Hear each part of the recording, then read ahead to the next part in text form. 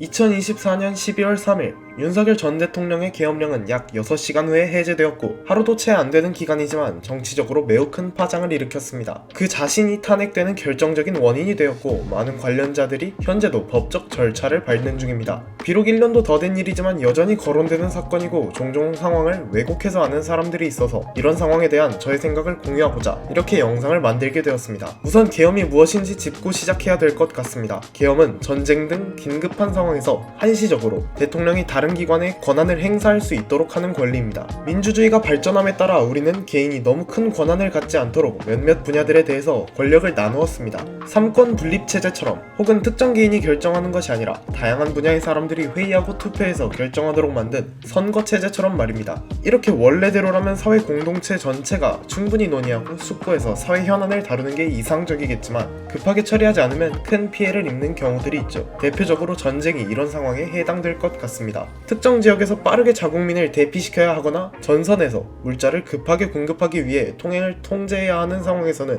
집집마다 우편을 돌리고 문자를 보내서 양해를 구하는 것보다는 군인을 직접 보내서 현장에서 통제하는 것이 유리하기 때문입니다. 계엄은 이런 경우에 의회나 재판 등을 거치지 않고 정치 활동을 행사하기 위해 만든 권리인 것이죠. 취지를 보았을 때 필요한 제도라는 점을 부정하는 사람은 많지 않을 것 같습니다. 종종 계엄제도 자체가 범죄인 것처럼 모든 계엄을 비판하는 사람들이나 계엄제도 자체가 헌법에서 보장됨을 근거로 모든 계엄을 정당화하는 사람들이 있는데 애초에 특수한 상황을 상정하고 만들어진 제도인 만큼 계엄을 했다는 것 자체보다는 계엄을 왜 했는지 그 계엄 자체가 정당했는지를 들여다보는 것이 중요하다고 생각합니다. 윤석열 대통령이 시행한 12.3 계엄은 어떨까요?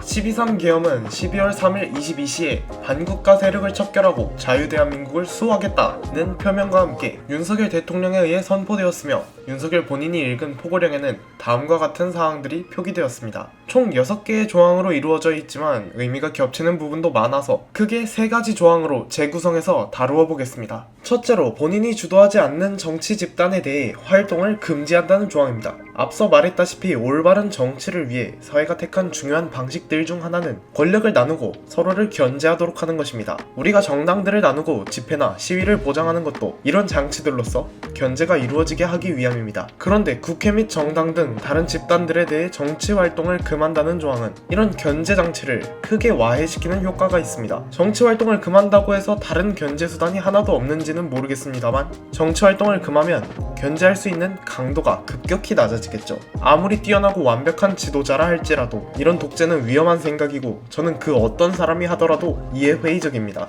혹시 윤 대통령이 너무나 뛰어난 사람이라 오히려 독재를 하였을 때 국익을 더 도모할 수 있다고 생각하는 사람이 있다면 저는 특정 개인이 역사적인 수준으로 뛰어날 거라는 그런 우연성을 최대한 배제하고 시스템을 존중해야 한다고 주장하고 싶습니다. 윤 대통령 한 명이 명을 다할 때까지 훌륭하게만 정치를 한다고 해도 다음 대통령직에 오르는 사람이 아주 무능력한 사람이고 윤 대통령의 철인 정치를 지원하느라 이미 시스템이 독재를 허용하도록 바뀌어서 새로 정치를 하게 된 이 무능한 사람을 견제할 장치가 아무것도 없다면 그로 인한 피해는 상상조차 못할 정도로 클 것입니다. 어쩌면 위 가정 속 현자인 윤 대통령이 생전 이루었던 모든 업적을 능가할 정도로 심각한 병폐를 남길지도 모르죠. 당연하지만 권력 견제 장치는 훌륭한 정치인이 더 훌륭하게 정치하기 위한 것이 아닙니다. 무능한 정치인이 덜 피해를 입히도록 하기 위한 것입니다. 둘째로 전반적인 언론을 통제하겠다는 선언도 마찬가지입니다. 언론의 큰 기능 또한 정치기관을 감시하고 일반 국민들이 현장의 정보를 쉽게 얻도록 공표하는 것입니다. 일반 국민들이 직접 정치 현장의 정보를 얻는 것은 어렵습니다. 당장 해야 할 일들이 있고 지켜야 할 일상들이 있기 때문에 수많은 연설에 직접 참석하거나 여러 지역의 정치 분위기를 살피는 것이 힘들죠. 우리가 얻는 대부분의 정보는 기자나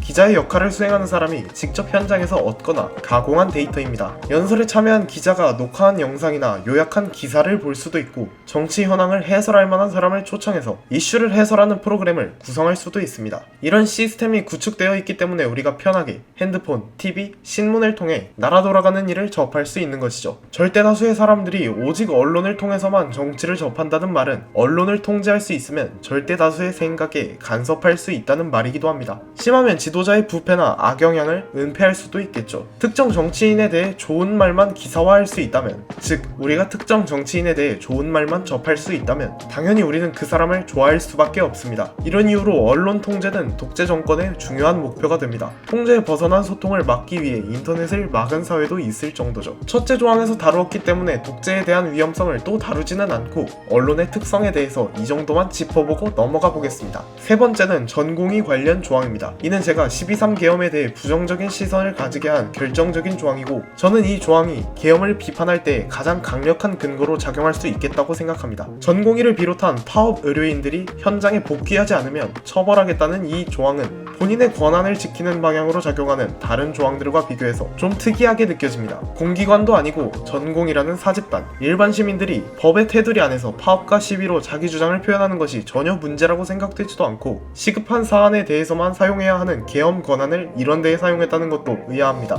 의도를 추측해보자니 윤석열 대통령 집권 기간 동안 전공의 정책에 반해 적극적인 시위가 일어나서 그에 대한 반응으로 이런 강압적인 행보를 보인 게 아닐까 싶은데, 방금 지적한 바와 같이 자기 수익을 포기한다는 점에서 손해를 감수하고 파업으로서 자기 주장을 공표한 것이 잘못됐다고 느껴지지도 않고 전쟁에 버금갈 정도로 시급한 사안이라고 느껴지지도 않아서, 저는 이 조항을 볼 때면 반국가 세력을 척결하겠다는 의도가 희석되고 심지어는 개인적 차원의 복수로마저 느껴집니다.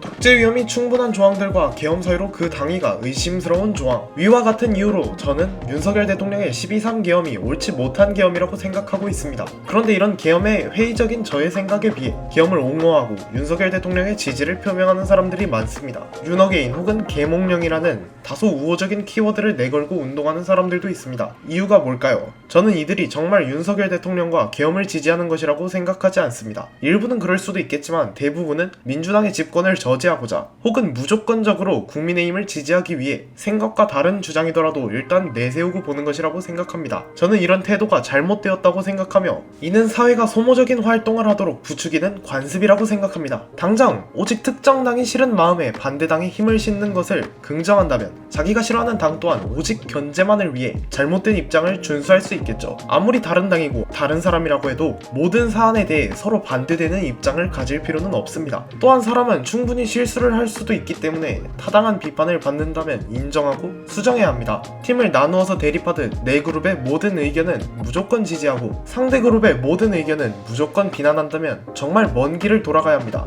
제 부족한 영상을 끝까지 봐주셔서 고맙고 댓글에서 자유롭게 비판해주세요. 감사합니다.